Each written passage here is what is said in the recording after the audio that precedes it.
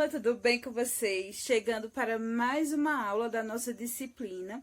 Eu espero que, na medida que vocês forem assistindo o vídeo, façam as anotações de vocês, daquilo que não ficou claro, as dúvidas que surgiu a partir do conteúdo, tá certo?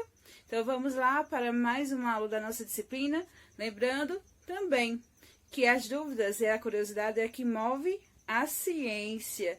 E outro ponto para a gente destacar é que a gente vai ter nos nossos encontros os momentos para partilhar as dúvidas e o que consegue compreender a respeito de cada conteúdo, tá bom? Então, vamos lá? Olá, turma do 8º ano, tudo bem com vocês? Chegando para mais uma aula nossa. Hoje a gente começa o nosso capítulo 12 e a gente vai estar falando sobre fontes e tipos de energia. Mas antes de estar abarcando esse tema, vale a gente lembrar da importância que a energia tem no nosso cotidiano. Você já parou para pensar como seria ficar um dia, só um dia, sem energia elétrica e sem pilhas para fazer algumas atividades? Como seria? Imagine aí. Então, gente, quando a gente fala em fontes e tipos de energia, a palavra energia em si é geralmente muito utilizada, né, com uma grande frequência. E às vezes a gente nem se dá conta, né?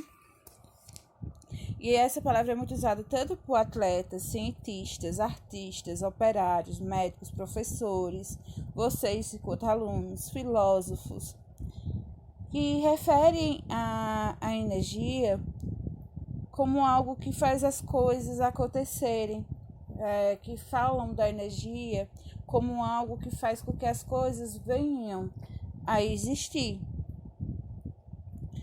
Quando a gente para analisar como seria a nossa vida sem energia, né, a gente percebe o quanto seria difícil lidar com algumas situações. E a energia, ela está nesse momento sendo usada por mim e por vocês para manter o nosso corpo funcionando. Está presente no momento em que vocês estão utilizando o computador e o celular para poder assistir a aula, para acender a luz, ler o livro, que está com o conteúdo também da minha disciplina, como dos demais professores, das disciplinas dos demais professores de História e Geografia, para ligar a TV na tomada, para vocês assistirem um programa, uma série. Então, em atividades mais simples que a gente pode imaginar, necessita do uso da energia. Então, tudo que fazemos praticamente no nosso cotidiano necessita do consumo de energia. Agora, vamos pensar qual é a origem ou a fonte de energia que vocês consomem. Então, muita gente pensa que a empresa para a qual pagamos a conta de luz é aqui vai estar sendo a fonte, né? Vai estar fornecendo a energia para a gente. Mas longe disso, né? Não são as empresas nas quais a gente paga pelo uso de energia que está sendo a fonte, ou seja, a origem da energia que nós utilizamos nas nossas casas, por exemplo. Então, na verdade, a gente compra, né, energia elétrica, assim como outras formas de energias encontradas no nosso dia a dia. São os recursos naturais ou artificiais que são produzidos pelas pessoas, usados para gerar movimento, calor, funcionamento de aparelhos de comunicação e informação. Então, nossa sobrevivência orgânica e tantas outras utilizações que dependem da energia. Sem energia, não há produção industrial, não há meios de transporte, produção agrícola, funcionamento básico dos aparelhos da nossa casa. Sem energia, praticamente não existe a vida. Então, as principais fontes de energias naturais são o sol, os rios, os ventos, as marés, a biomassa, que é uma matéria orgânica que pode ser usada para produzir energia, os combustíveis minerais e a energia nuclear. E aí a gente tem uma imagem para vocês analisarem a que tipo de energia estão associadas a essas imagens, né? A gente vai ter aí o Sol, que vai fornecer a energia solar, e a energia que vem a partir das usinas hidrelétricas que utilizam a água como fonte energética. E aí a gente também pode pensar quais são as vantagens e desvantagens por trás do uso desses dois tipos de energia. Fontes de energias renováveis e não renováveis, né? Fontes de energia renováveis e não renováveis. Uma das formas de classificar as fontes de energia é quanto à capacidade de ser ou não reposta naturalmente. Nesse sentido, as fontes de energia elas são classificadas de acordo com por ser renováveis e não renováveis. Por exemplo, a energia solar é um tipo de energia que a gente pode classificar ela como energia renovável. Já o petróleo é classificado como uma energia não renovável. Entretanto, a gente não pode confundir o termo renovável como inesgotável. Por quê? Porque há fontes de energia que são renováveis, mas que podem vir a acabar, que não são permanentes, como no caso do sol e do vento. Porém, a energia fornecida por fontes como os rios, se a gente for analisar, é um tipo de energia renovável que pode vir a se esgotar. Isso ocorre por razões naturais ou por motivos relacionados à forma como o ser humano vem usando esse tipo de fonte. Um rio pode ser destruído pela ação humana, fato que acontece com frequência, por mais impactante a um ambiente que seja. E aí a gente tem a imagem que traz, na primeira imagem a gente tem as fontes de energias ligadas à parte renovável e não renovável, né? Um veículo como o caminhão aí necessita, né, de uma fonte de energia que é não renovável. A bicicleta vem a partir de uma energia renovável, mas que pode se esgotar por conta da questão dos alimentos. Se o solo acaba, a gente também não tem alimento.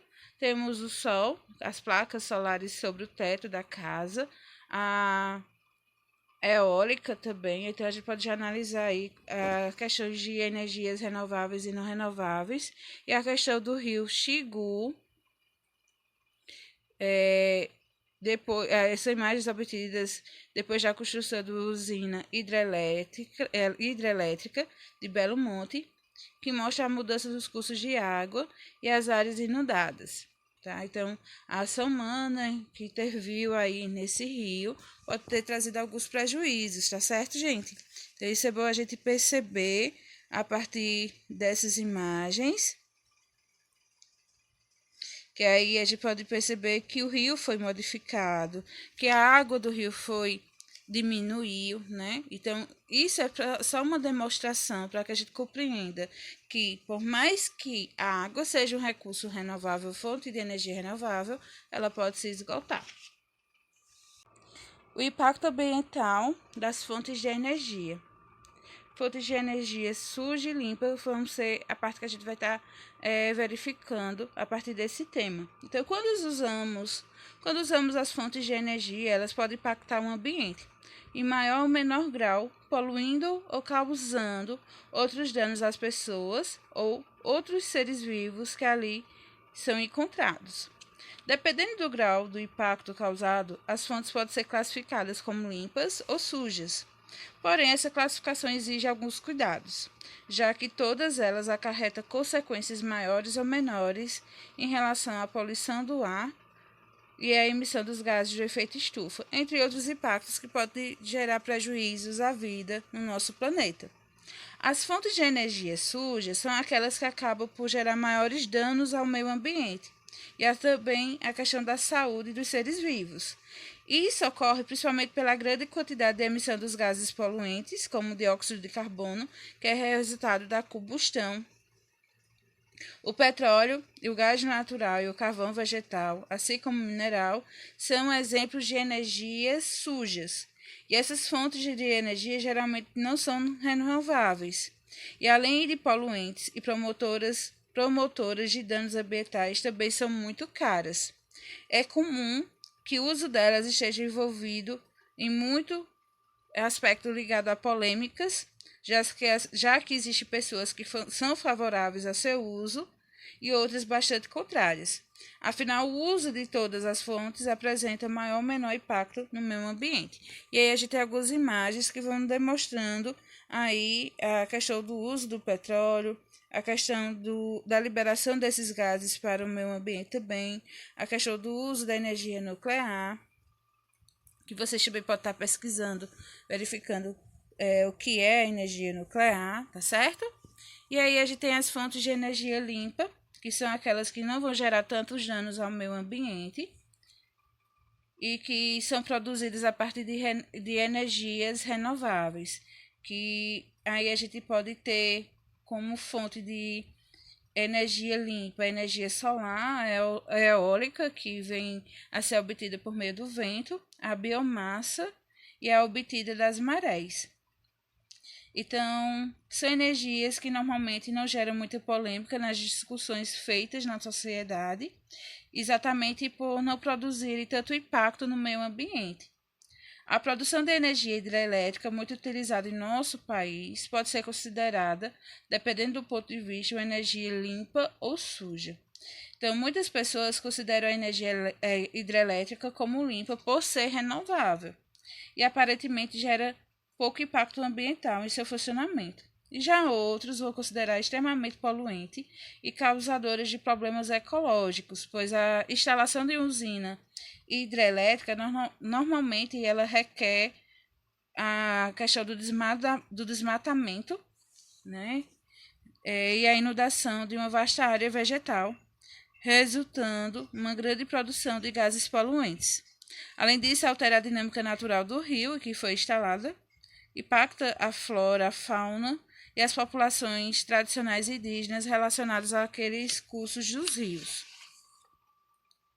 E aqui a gente tem o ambiente foco, que traz as lâmpadas de garrafa PET, que utiliza o sol como um dispositivo para fornecer energia solar para iluminar alguns ambientes. É um tipo de tecnologia que a gente pode dizer assim, uma tecnologia social que foi aplicada em 2001 e que que veio a surgir a partir de uma notícia de apagão. Surgiu pelo mecânico mineiro Alfredo Musset, que teve a ideia de usar garrafas PET cheias de água para iluminar os cômodos escuros durante o dia, sem usar, no caso, a energia elétrica. Então, cada garrafa ela foi encaixada num buraco no telhado, fazendo com que os raios do sol se refracione e se espalhassem no ambiente. E o resultado da iluminação é equivalente a uma lâmpada de potência entre 40 a 60 watts. Simples e barata, a ideia ultrapassou os limites de Uberaba, onde foi inventada, e ganhou o mundo, chegando até mesmo na África e na Ásia. Então, segundo o inventor, as lâmpadas são ideais para serem usadas durante o dia nos cômodos menos iluminados. E, apesar de não ter apoio como queria, Alfredo Mose disse que já procurou órgãos públicos e privados para investir na ideia com as garrafas PET. O mecânico ele afirma que está aperfeiçoando o seu projeto, dizendo que vai melhorar a lâmpada para clarear ainda mais e para ter condições de colocar na laje, no forro e tudo mais da sua casa. Então, o objetivo proposto pela pessoa que criou, né, Alfredo Mose, com a lâmpada, foi principalmente ajudar as pessoas que não têm condições de pagar a energia. Então, como o pessoal vive precisando de luz, a gente está no momento agora também atual de crise energética, que essa seria uma das soluções, por exemplo, para a nossa casa, se isso fosse possível, de fazer um buraco e nela encaixar essas garrafas PET com água, né, para poder iluminar o ambiente usando uma fonte de energia renovável. Claro que à noite não teria como fazer uso porque o sol não está em exposição nesse horário. Então, gente, essa foi a nossa aula. Eu espero que vocês tenham compreendido, gostado do assunto. Em caso de dúvidas, curiosidades, anotem para a gente esclarecer nos nossos encontros. E também eu vou estar disponível no meu telefone para vocês também mandarem as perguntas de vocês. Então fiquem com Deus e se cuidem.